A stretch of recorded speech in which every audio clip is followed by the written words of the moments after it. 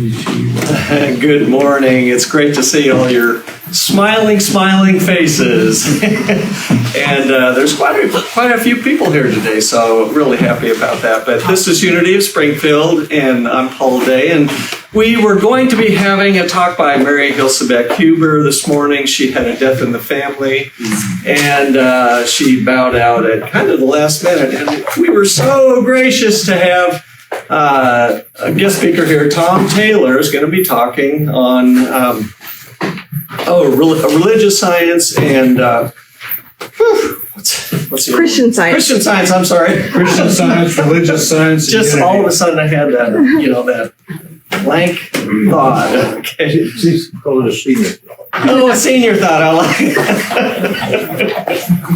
Anyway, with that, I'm going to go ahead and just Thom, take it away. Thank you, Thom.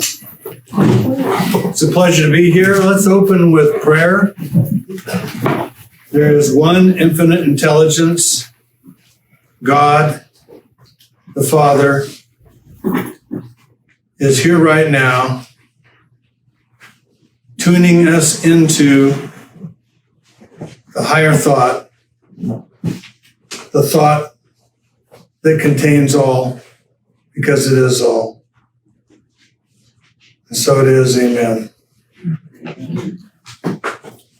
So for those that don't know who I am or what I am or anything about it, I'll kind of give you a little bit of background of who I am.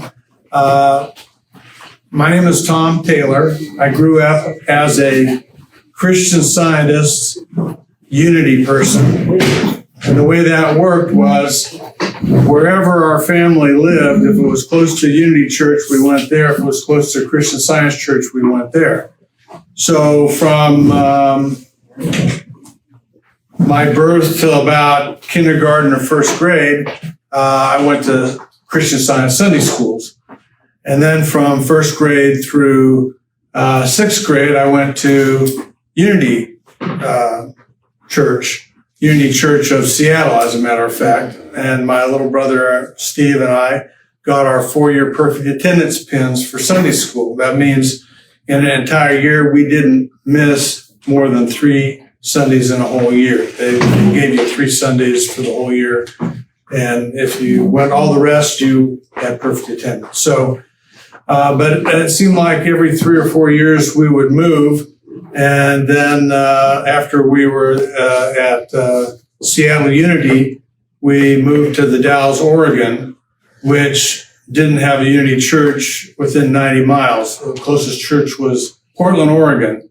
And so there was a very active Christian Science church there in the Dalles, Oregon. So I went to the Sunday school there from about 6th grade to 9th grade. Then my parents split up, and my dad ended up moving to Unity Village itself. And I went out to visit him for the summer, and I was going into 9th grade. And I had a goal in my life to be a professional magician. That's magic magician. Not magician with a K, but magician with poof. I just made you, fooled you.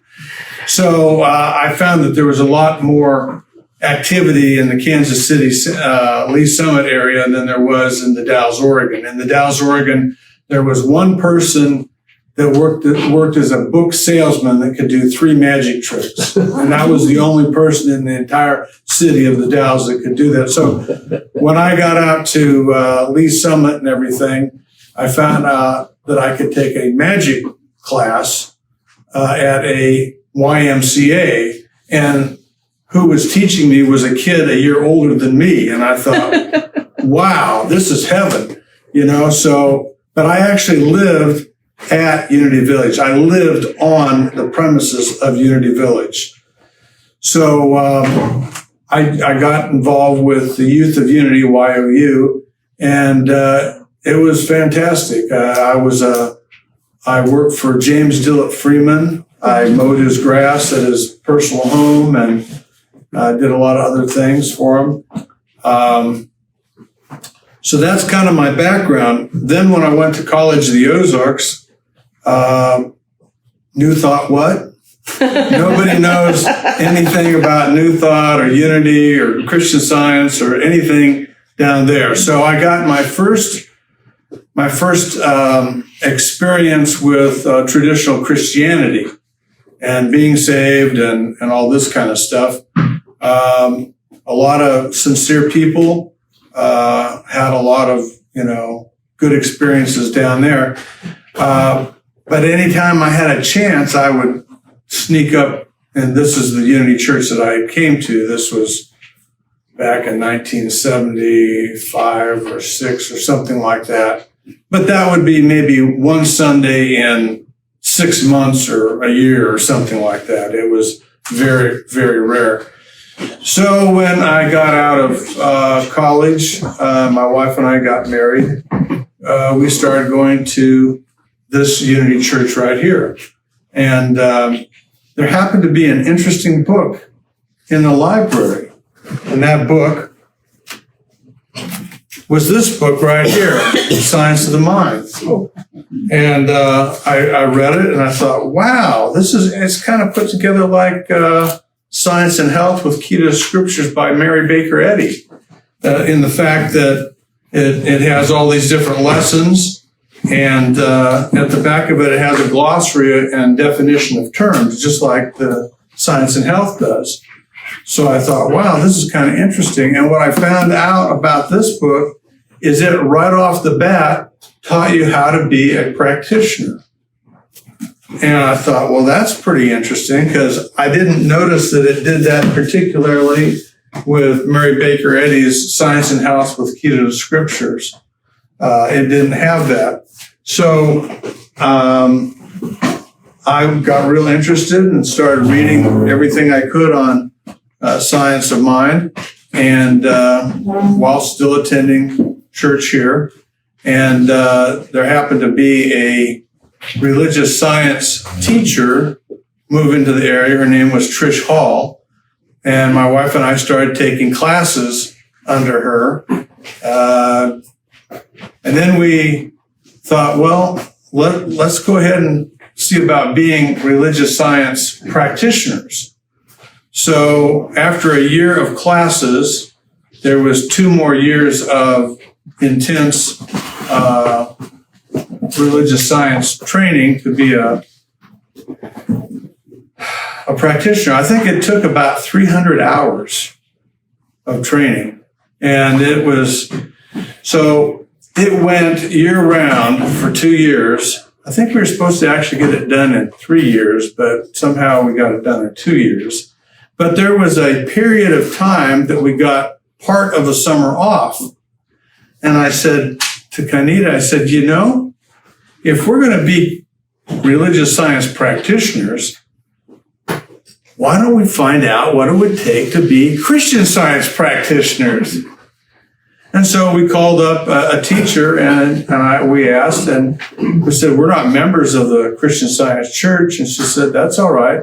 You can take Christian Science training. I thought, what? You can become a Christian Science practitioner and not even be a member of the church. I thought that was pretty interesting. The Christian Science have a book called The Church Manual, and it's the law of the land. And if you go to any traditional Christian Science church today, the services and the format and everything they do follows the church manual that was approved of and signed by Mary Baker Eddy until her death in, I think it was 1911. So if you want to see what they thought in 1911, you can go to a Christian Science church. Now, there's a lot of people that have a debate about, and a lot of people that have anything in the New Thought realm against Christian Science is, well, they never expand their knowledge. They're just stuck in this one thing. And in some sense, I think it's a good thing, because if you keep changing your mind, pretty soon you won't know what the original thought was. And it's kind of like you don't have an anchor. You don't have a basic idea of stuff. So I advise everybody to go to a Christian Science church a couple of times just to see what it's all about. They use The Science and Health with Key to the Scriptures by Mary Baker Eddy and the Bible are their only teachers. At one time, Unity, the Fillmores, called themselves Christian Scientists. And here's another interesting little thing. Mary Curtis Hopkins, has anybody ever heard of her? She's Emma Curtis Hopkins. She was considered the teacher of teachers. And at one time, she was the right-hand person to Mary Baker Eddy. For a period of 2 years, she was a personal assistant, and she was the editor of the Christian Science Journal. I mean, everything you could think of. And then she broke off from Mary Baker Eddy for some reason, and she went to Chicago, and she became known as the teacher of teachers. And what that means is just about all of your New Thought teachers were taught by Emma Curtis Hopkins. And I was doing a little extra research for this class, and I typed in Emma Curtis Hopkins, and it says her first lesson, and did everybody get copies of these? Her first lesson was the scientific statement of being. And I was shocked, because that means all the New Thought thinking, cutting edge people of that time were taught the cornerstone idea of Christian Science. And when you go to a Christian Science church, part of their service is they repeat the scientific statement of being. And my mother, when I say I grew up as a Christian Science kid, my mom grew up as a Christian Science child, and her mom, my grandmother, was a Christian Scientist. She broke off from the Congregationalist church and became a Christian Scientist, and she married a Christian Scientist. And so everything was just a little bit different than your traditional churches. But this is probably the most important document in metaphysical writings that I've ever come across. And when you really study it and memorize it and really know it, it has proven quantum physics today. It's incredible. But it goes, there is no life, truth, intelligence, nor substance in matter. All is infinite mind and its infinite manifestation. For God is all in all. Spirit is immortal truth. Matter is mortal error. Spirit is the real and eternal. Matter is the unreal and temporal. Spirit is God, and man is his image and likeness. Therefore, man is not material. He is spiritual. Perfect. But if you read that and really ponder that and really meditate on it, how can you disagree with it? I mean, seriously. And my mom knew that to her dying days. I could say, what's a scientific statement of being? And she'd go right into it all the time. So that is, it was amazing to me to find this as Emma Curtis Hopkins' first lesson in her 12-lesson course that she had, that she taught the Fillmores of Unity. She taught Annie Ricks of Home Truth. She taught the Brooks sisters of Creative Thought. There was a whole bunch of churches that started up, and they had a thing called the New Thought Alliance, NTA. And, International New Thought Alliance is what it was actually called. interesting to note that they actually had international meetings here in Missouri. There were some in Kansas City, and there were some in down here in the Ozark area. So, yes, ma'am. From what I understand from studying there with Curtis Hopkins and everything, she didn't leave. She never left the principles of Mary Baker Eddy. She still believed in all those. She just the separation came because she just said, "I don't think that this is the only source of truth," and she was willing to entertain from other places. Yes. But she still believed everything, the teachings of Mary Baker Eddy she carried forth. Yes, there's a lot of, if you study the history about it, and for those that haven't ever heard of this, if you're really a serious truth student, you need to get this book, Spirits in Rebellion, by Charles S. Braden. This gives you how the New Thought movement started, how Unity was involved with Christian Science, and how Christian Science did what they did. There are some notable people that broke off from Christian Science in an official way, and that was Joel Goldsmith. Has anybody heard of Joel Goldsmith and the Infinite Way? He was a Christian Science practitioner for decades, and then he wanted to teach Christian Science his own way, and so by doing that, he basically excommunicated himself from Christian Science. And so right now you can go and look up Joel Goldsmith, and he's got like 57 books, and all these books are based on lectures that he did. He would go to different places in the United States, and he'd do a lecture for, I don't know, a day or two, and then somebody transcribed that lecture and they turned it into a book. And you can get all those books on Kindle and download them and do text to speech, and you can have it read to you if you like. So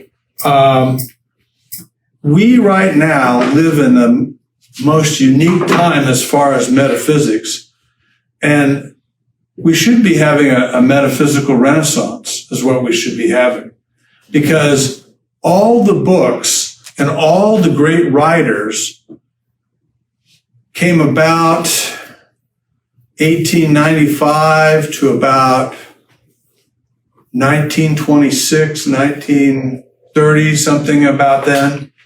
And you've got, there are so many writers and they all have a little slanted different perspective that gives you a bigger idea of what they're all trying to say. Now, when my wife and I went to Christian Science practitioner training, the very first thing our teacher said was, this all boils down to one thing: belief. If you can believe it strong enough, you can create the reality, basically, is what she taught us. And she said that's the whole bottom line to the whole thing. There are different things that the different churches brought to the New Thought movement, and we are lucky enough right now for us to pick up those books at mere pennies. A lot of them are free. You can go to Kindle, you can go to just do a Google search, and there's Abe's books, and there's all kinds, and there's some very obscure books that you kind of want to get your hands on. When we went to our Christian Science training, we found out that Science and Health had been upgraded like 121 times or something like that. And just to point it out, this book here is Science and Health, written by Glover. That was Mary Baker Eddy's previous name before it became Mary Baker Eddy. And so you can read this, it's the Science and Health, but it's a little bit different than the normal Science and Health. Now, science, one of the things that Christian Science brought to the table of religiosity is that God is good, and you can affect healing upon yourself or others. Because up until that time, most churches and most religions said, well, if you're sick, there's something you did wrong and you're being punished by God. I mean, that was the basic worldview at that time. And so there was a lot of sickness and there's a lot of disease. There's a lot of problems people had that they couldn't even get help from their own churches. So when Mary Baker Eddy came on the scene, I think she came on the scene about 1876 or something like that. And she was an answer to a lot of people's prayers. And it became so popular at one time, I think it was about 1950, the population of Christian Science was about 48 million worldwide. And Mary Baker Eddy herself said, the movement will die when we quit demonstrating. Because the one thing Mary Baker Eddy said, that demonstration is the proof that all this stuff works. And the goal of the practitioner is to learn to demonstrate. And so if you ever go to a Christian Science reading room, which is a pretty interesting place to go, they will have all their periodicals that they have written back to the beginning of time when Christian Science started. And you can go and look in their journals of people that had miraculous healings. And for a person to have something listed in the journal, it had to have a practitioner involved. It had to have proof by 2 other witnesses that this was the case, that this happened. And there are so many things that are so mind-boggling that you find out about. I really think what all this metaphysics is learning how to quantum leap. I honestly believe that there's an infinite number of infinite universes all corresponding at the same time, and all we are is consciousness showing up at this time-space continuum. And we experience life based on our imagination, expectations, and belief. And when we understand that, we can change our mind and change our universe, because we'll quantum leap into another universe where everything's exactly the same, except, oh, that thing I lost, I found it. Or, I'm not sick anymore. Or I have completely good sight. When you study Mary Baker Eddy and some things, you'll find out that raising the dead is not out of the question. There was one person who was Mary Baker Eddy's secretary, and he was going to go downstairs to the kitchen and eat an apple pie. But he tripped and fell and broke his neck, and they say he was dead. And they called Mary Baker Eddy, and she brought him back. And they said, well, where were you when you were dead? He said, I was downstairs eating an apple pie. Does that give you goosebumps? So the only people that we experience as dead are those people outside ourselves. So is death real? Mary Baker Eddy said it wasn't. We are all spiritual beings having a physical experience right now. There's a different perspectives. You will find that Quimby, a lot of times nowadays, they're saying was the father of the New Thought movement. Well, I don't think he knew he was the father of the New Thought movement when he was doing his thing, but he is credited for healing 12,000 people up in Belfast, Maine area. And the word got around everywhere. And people who wanted to learn this stuff wanted to start taking classes. So Mary Baker Eddy took classes under Phineas Parker's Quimby. And he was the one that came up with the quote, "Mind is matter in solution, and matter is mind solidified." That's E equals MC squared, my friends. 100 years before Einstein came up with it.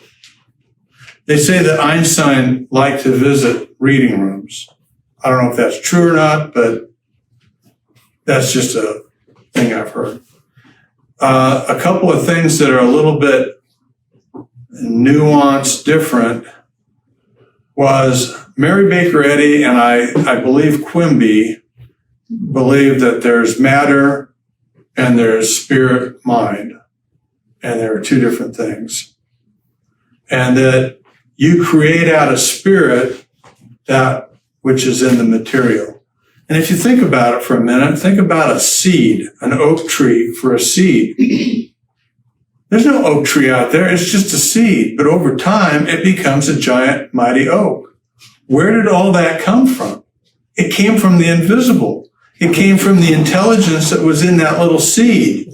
They kept unfolding and unfolding and unfolding until it became a gigantic tree.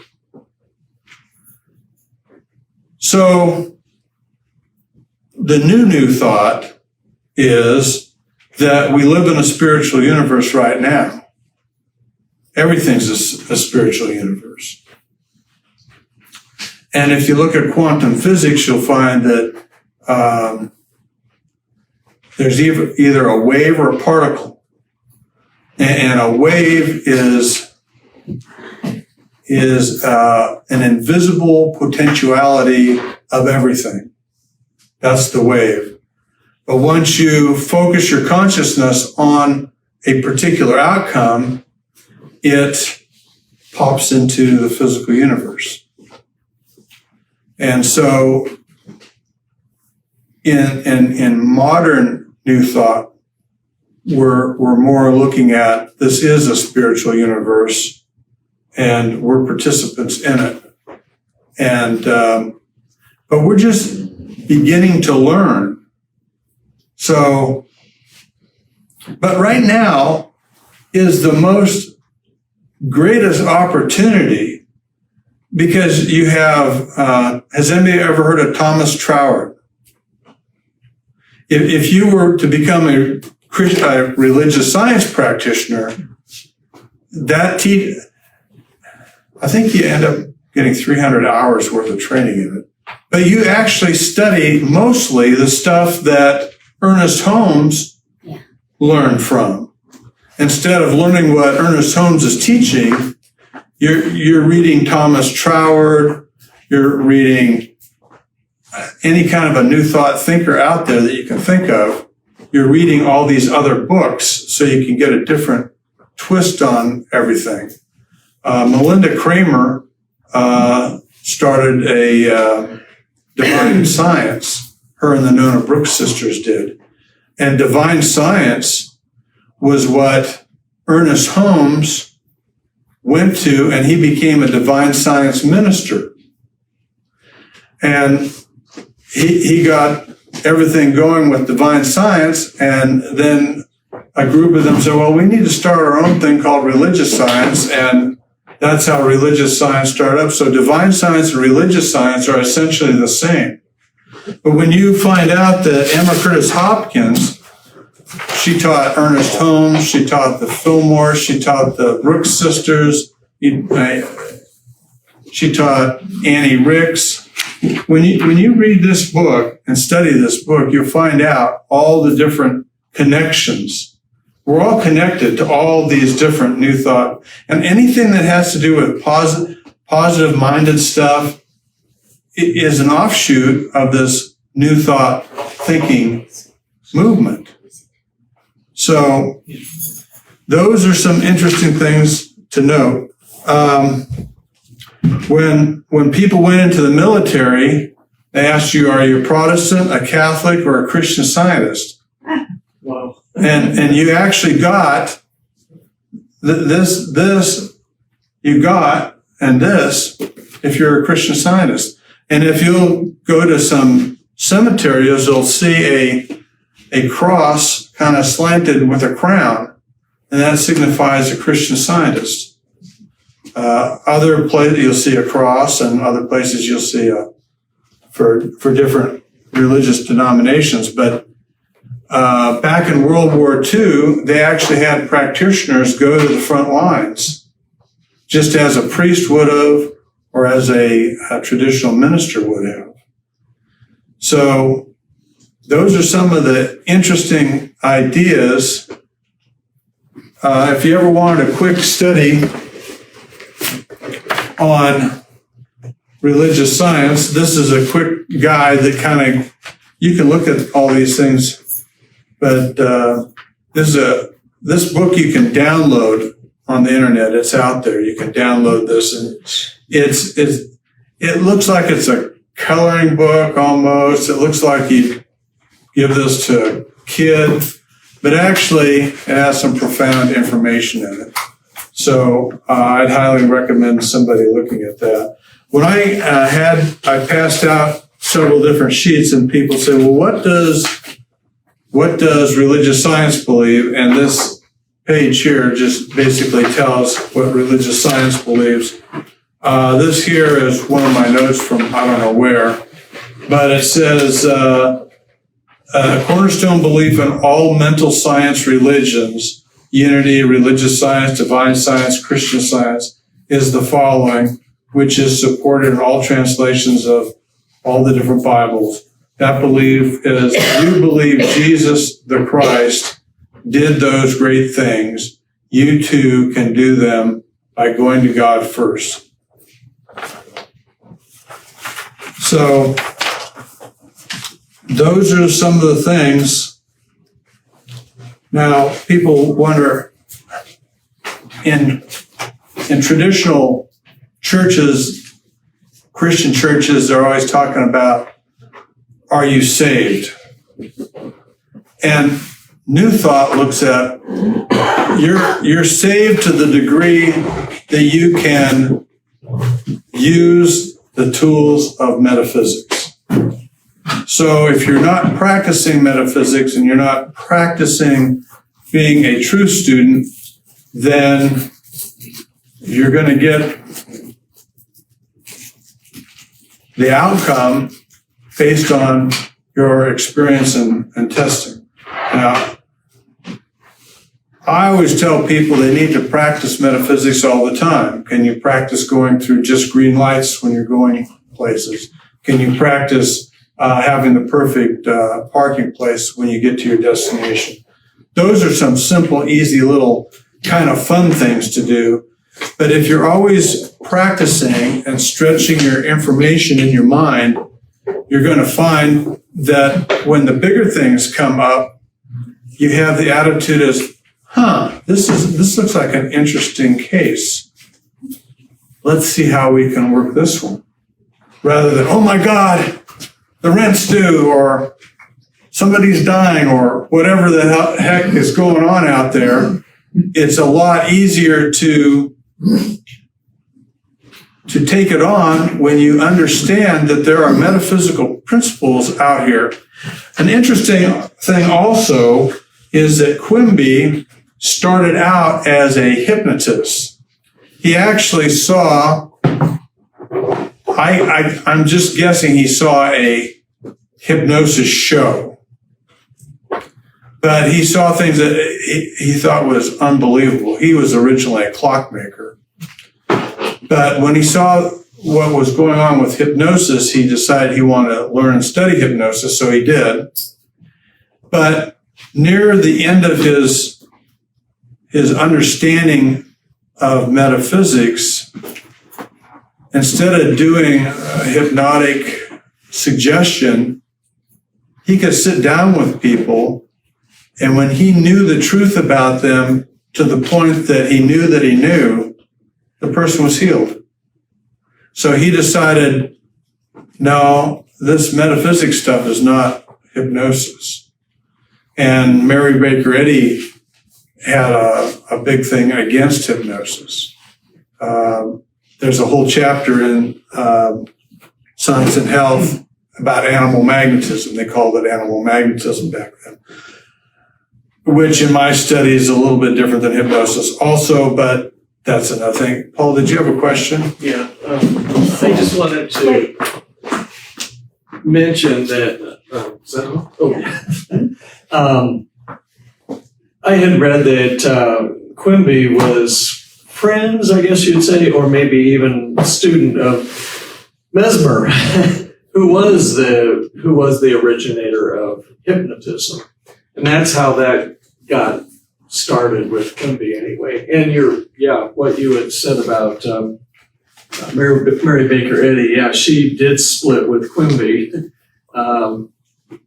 because he wasn't quite as biblical, if maybe I could say that, something like that. I don't know if you can.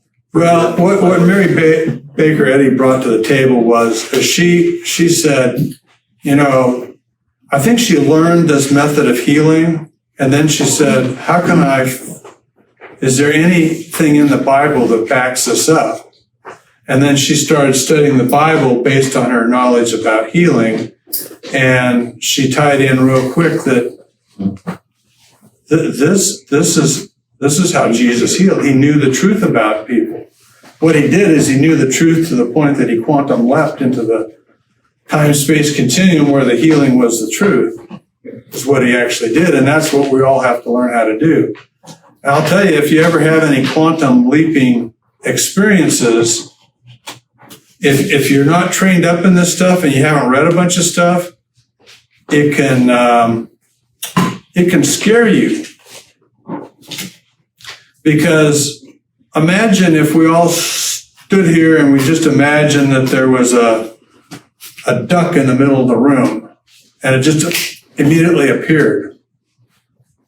How are we going to react? Oh, that's a magic trick. Or, oh, that's this. Or, oh, that's that. You try to discount it because you know that it's impossible, but the impossible just happened. But that's what we're talking about with New Thought. We're talking about the possibilities of impossibilities coming forth. And there was a story. There's so many different stories that if you're not ready for it and you're not expecting it, that you can wonder if you got a screw loose all of a sudden. I'm serious, because when something is one way and then all of a sudden it's completely different, you have to ask yourself, was that a dream I had, or, what's going on?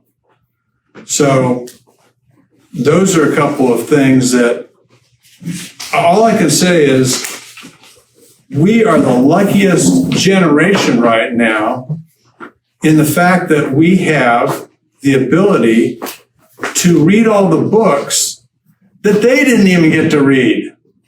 We can read Christian Larson. We can read Murphy. We can read all these different writers that they didn't know the other writers existed. And so we have this ability, and we can get it for pennies on the dollar for downloading it. Yes, you had a question. Well, just a comment.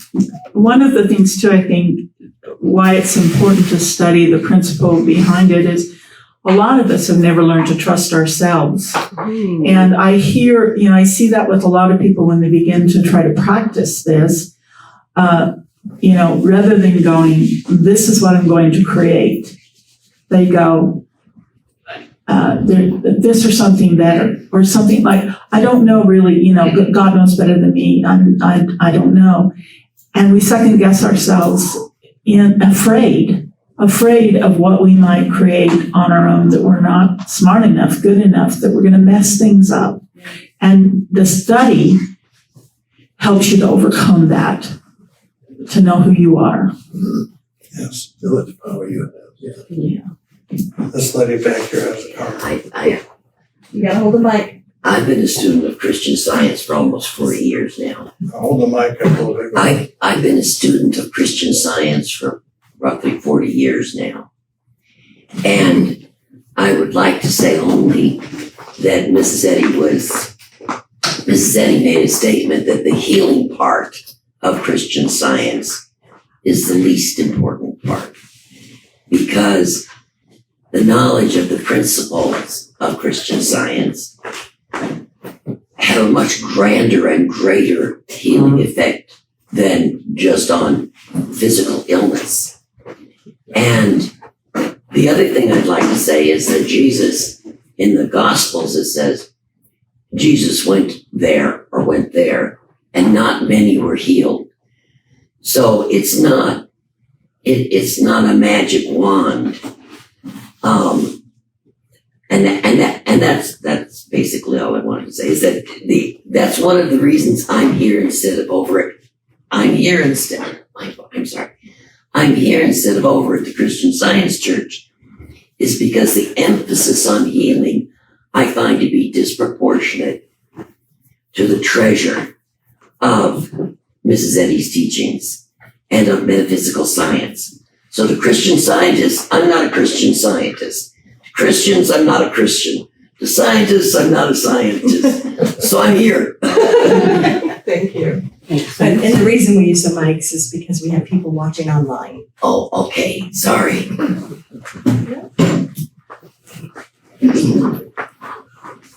So, like I said, what Christian Science brought to the world was that churches could legitimately get into the world of healing.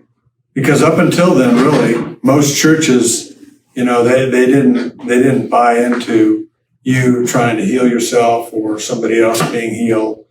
That was Jesus Christ, and that was centuries ago. And that, if you're sick, that's God's will. If you die, that's God's will. If you live, that's God's will. And they didn't know that they could have an actual relationship with infinite intelligence, aka God. So that's what she brought to the table. Now, I don't think you can go to a church that doesn't believe in healing. There's a lot of churches out there that have real fire in the belly. And that's part of the healing ability, is to know the truth so positively, so convincingly in yourself. There's nothing that you have in your mind that even questions it. If you can just think about how big infinity is long enough, you can feel yourself shrinking. But if you think of infinite possibilities and an infinite number of infinite universes all happening at the same time, and the only thing different is our consciousness showing up at this time-space continuum. So when we change our consciousness, we literally quantum leap. When I was a kid, I was about 9 years old as a kid, and my dad was an insurance salesman for an insurance company up in Seattle. And every year they had what they called as the Christmas ball, and they invited all the family and all the kids. And they always had door prizes. And my dad said, "Hey, did you look at the door prizes?" There was a transistor radio, which was a really big deal back in 1960. And I said, "Hey, that's pretty cool." I said, I'm going to win that. And so I acted, walked, talked, and conducted myself as if I had already won that transistor radio. I remember riding down the street on my bicycle, pretending I had a radio, and I was listening to it, and I was happy that I won it, and I was just pretending. The funny thing is that when they had the drawing at the Christmas ball, the first ticket pulled out of the hat was my ticket. And I won that radio. And my dad was floored. He was really amazed. But that was just one little thing in my own life. And that's another thing. We need to be journaling our spiritual development. And we need to start with small things. And learning how to believe unquestionably that there is an infinite number of infinite universes, and God is all in all, everywhere present. God is spirit. And then we start mastering our own life.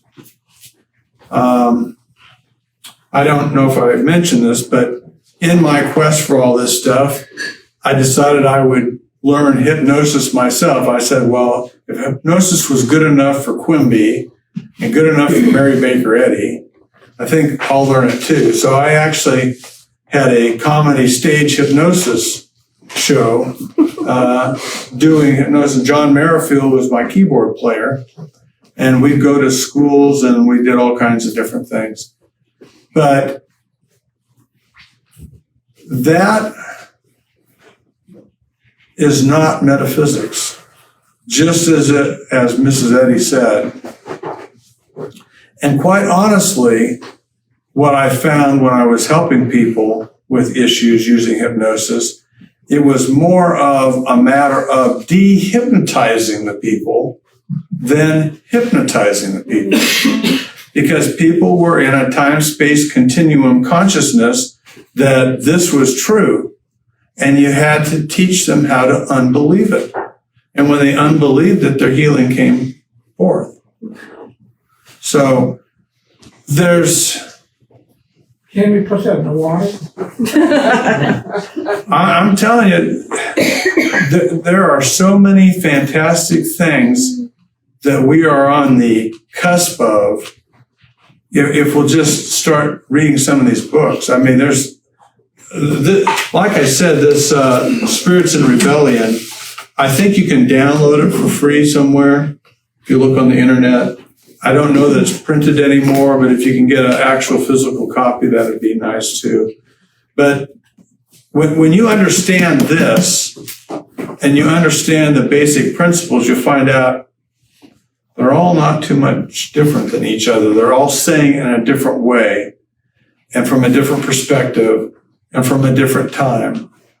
But you get into Thomas Trower, you get into Joel Goldsmith.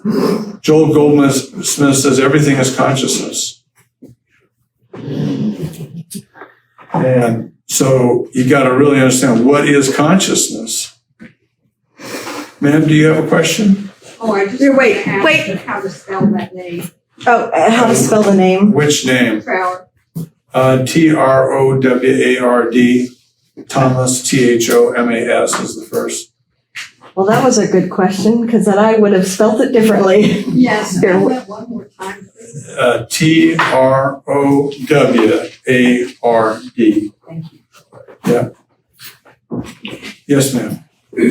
Just a couple comments. One of the things that I have seen in going back to the quantum physics, the particle and the wave, one of the things they're saying now is that, of course, wave is in energy potentiality, particle is in manifestation. But what they're saying scientifically now is that they're always in every moment, particle and wave at the same time. So if we see that in our work here, no matter what is shown up in manifestation, it's always all possibility at the same time.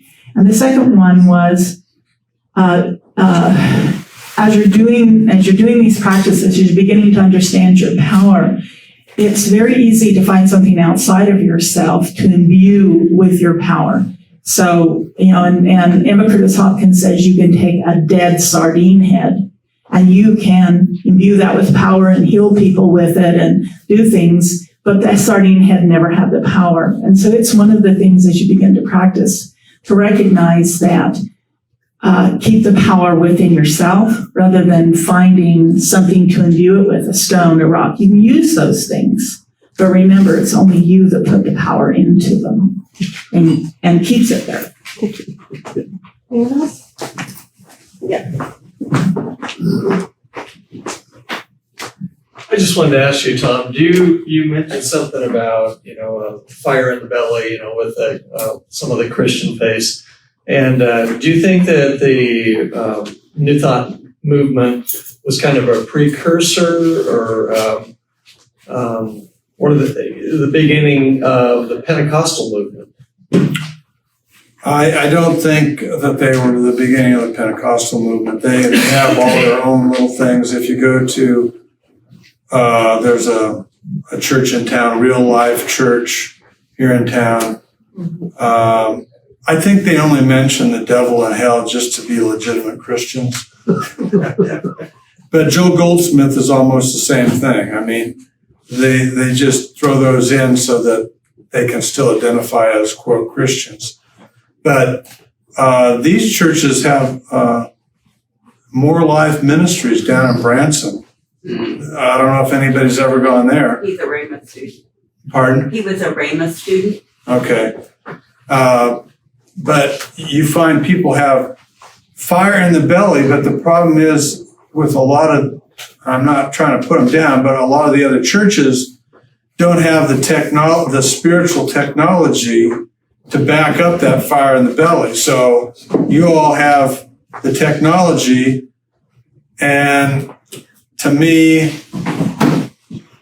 the fire in the belly a lot of times is lacking in New Thought churches and even in Christian Science churches because they know the truth, and there's something about having fire in the belly that brings forth a manifestation.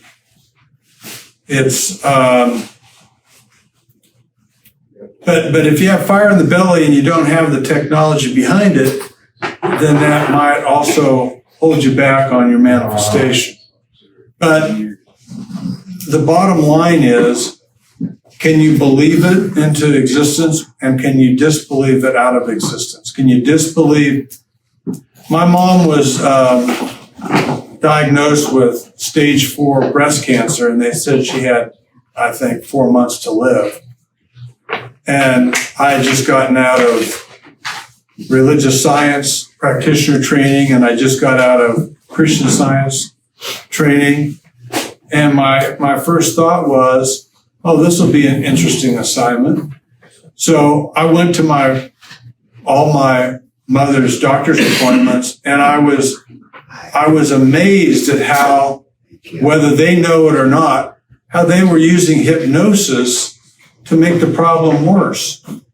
Oh.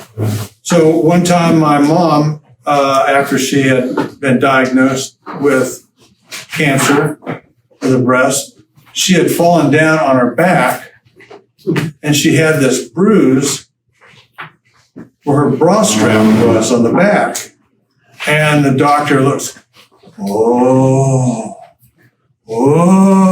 I'm thinking, what in the HELL are you doing?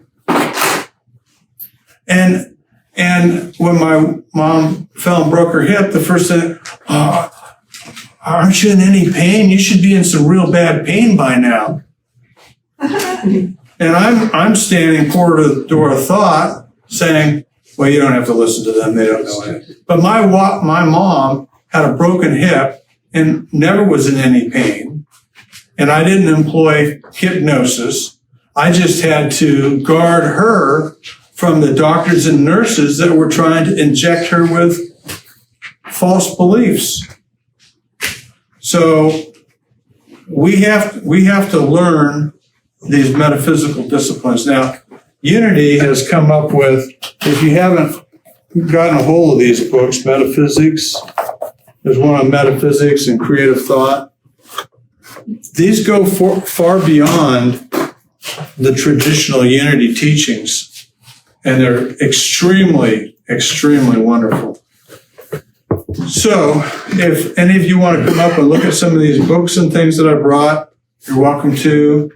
If you have any questions, I'll hang around. I understand you guys got to get out of here by 10:15, so you got like 3 or 4 minutes. Does anybody have any other questions?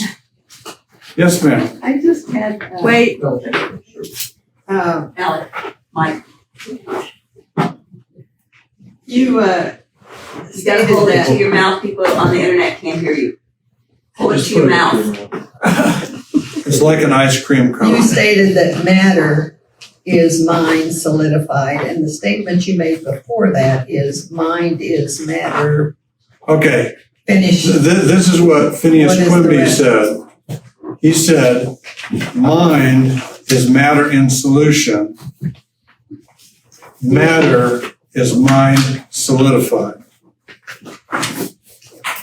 And we can be both of that. Okay. And I mean, that is